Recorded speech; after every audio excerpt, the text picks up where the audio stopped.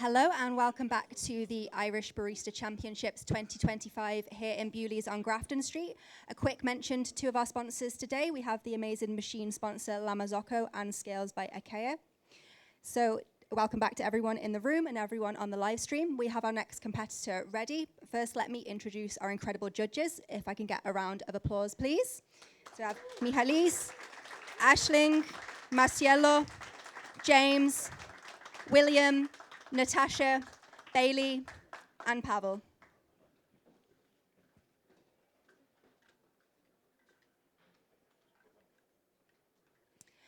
So next up, we have Nikola Sunko from Bewley. Nico, floor is yours. Thank you. Call time whenever you are ready.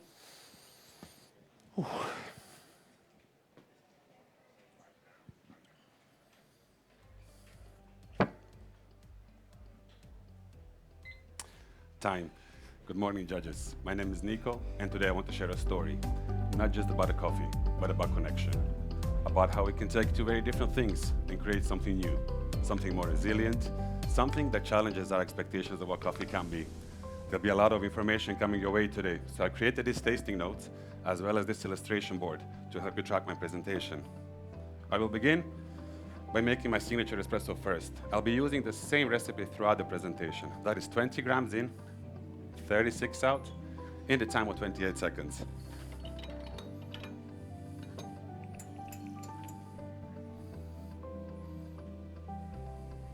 Judges, coffee I'm using today comes from Mexico, grown by Enrique Lopez in his farm, Finca Chelin.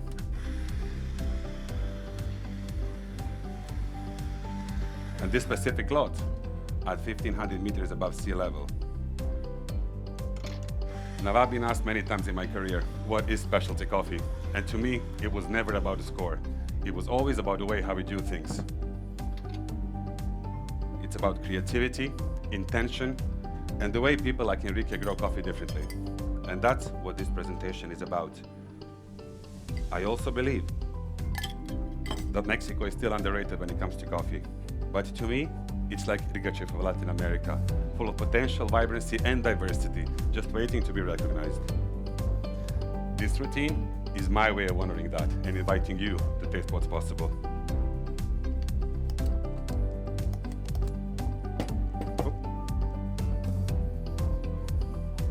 It's fine.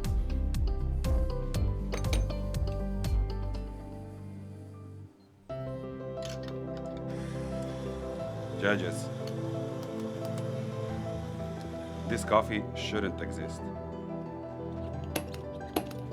At least not in the form you're about to taste it.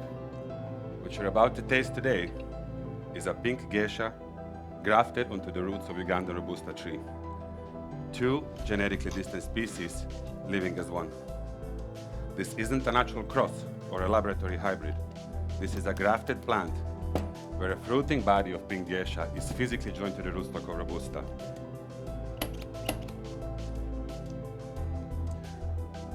Now, some might ask, why use a coffee like this for espresso? Espresso is the most unforgiving course. It is where precision matters most, and that's exactly why I chose it.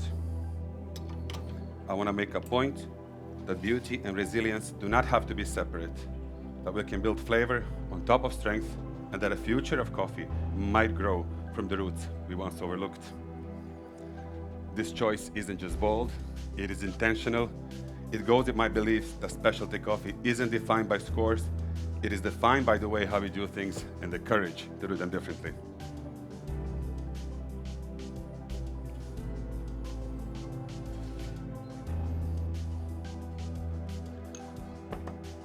Judges, before continuing to my espresso, it is important that you understand grafting. In grafting, two plants enjoy together the root system of one, the rootstock, and fruit-producing part of another, the scion. In this case, Robusta brings drought tolerance, resistance, and ability to thrive in challenging environments, while the pink geisha brings elegance, clarity, and nuances. Judges, together, they create a coffee tree that blends survival with beauty, one capable of surviving in places where pure Arabica might struggle.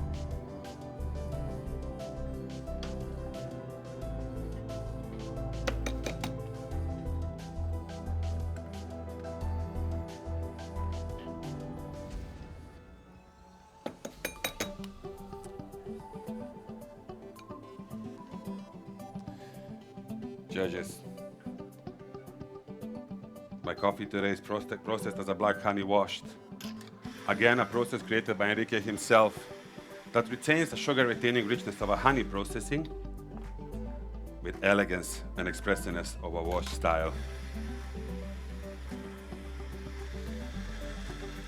I have roasted this coffee on a Gießen, judges, by using a style that I nurtured for years. And for this coffee is a fast roast of 7 minutes 30 seconds. By using a declining rate of rise, allowing my coffee to be as light as possible, yet fully developed.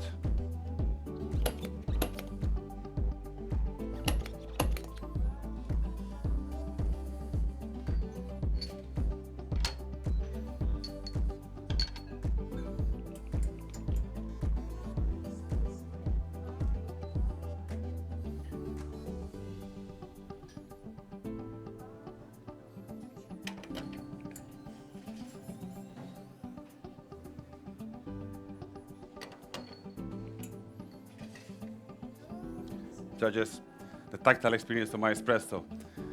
Medium body, medium texture, medium to high acidity, and medium weight. In the cup you will find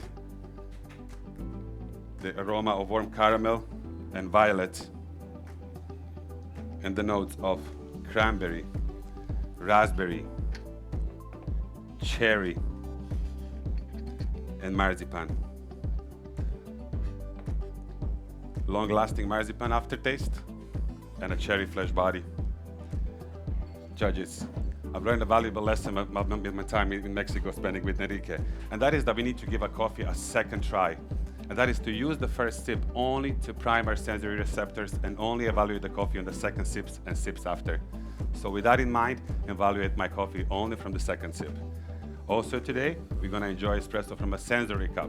I'm drinking only by the thicker rim with 2 black marks in front of you. Please stir 5 times and enjoy. Enjoy.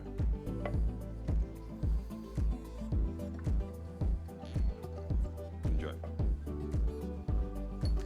Enjoy.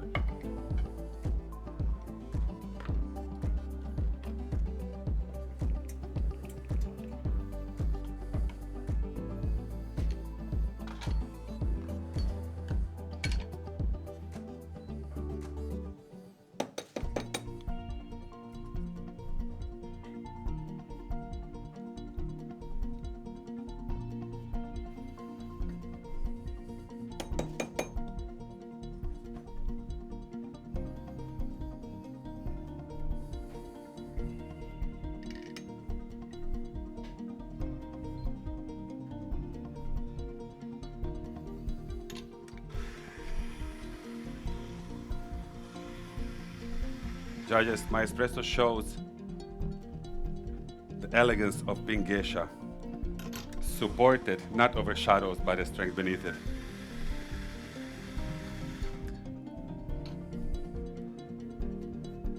But now, let's continue to your milk drink. By using my same pink geisha, Robusta graft, we'll watch how this coffee transforms.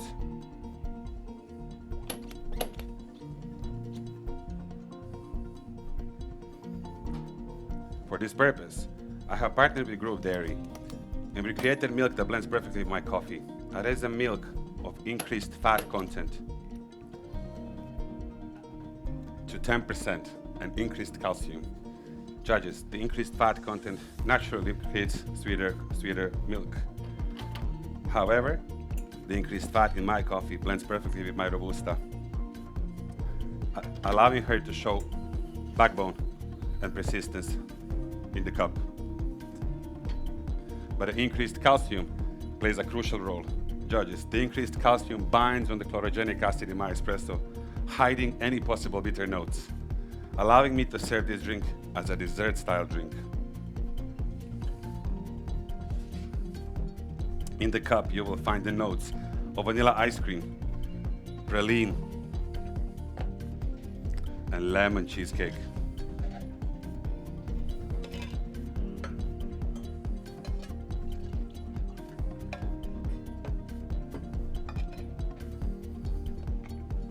And like before, judges, like with espresso, multiple sips. Only using the first sip to prime your sensory receptors and evaluate my coffee on the second sip.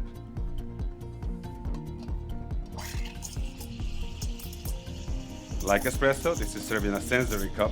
Only this time, judges, please enjoy from the thinner rim.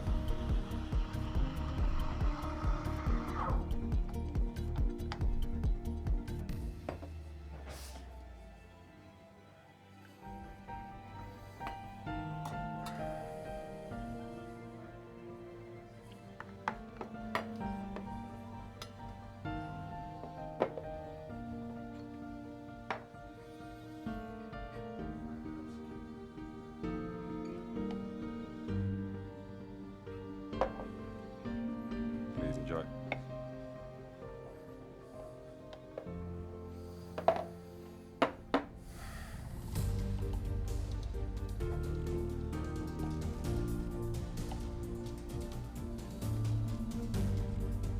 Please enjoy.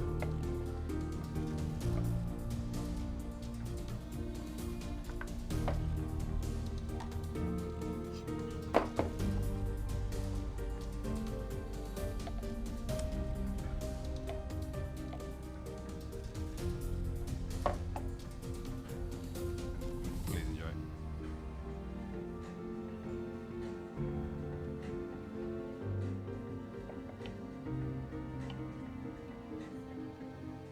Please enjoy.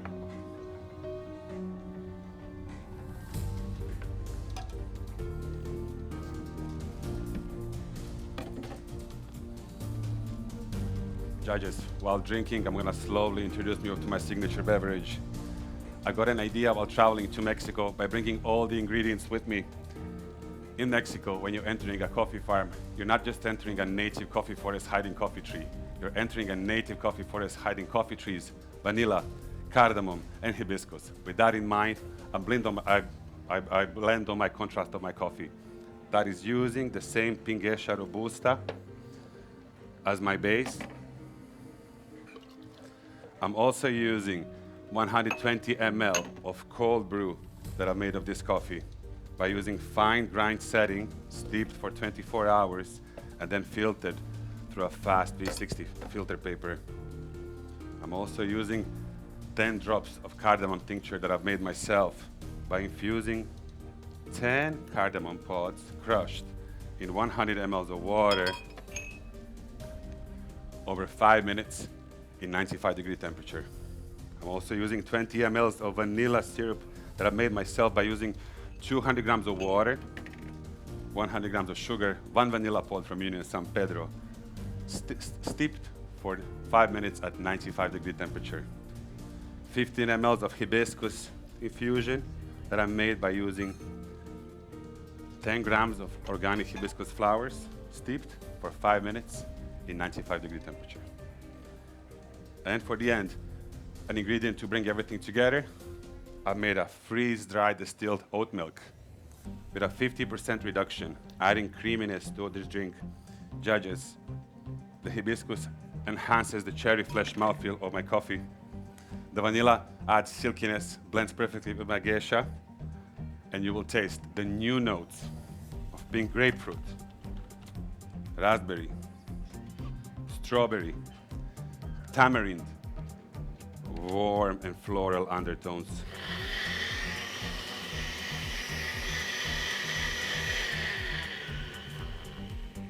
Judges, I'm blending this drink to add air and layers to my drink. And like before, please, I encourage you multiple sips, only using first sip to prime your sensory receptors.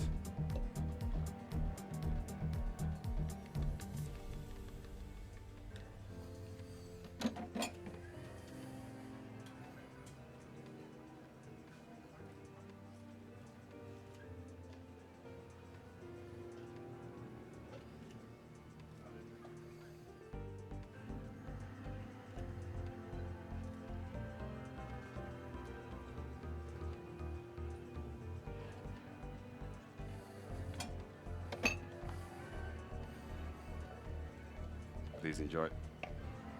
Please enjoy. Please enjoy.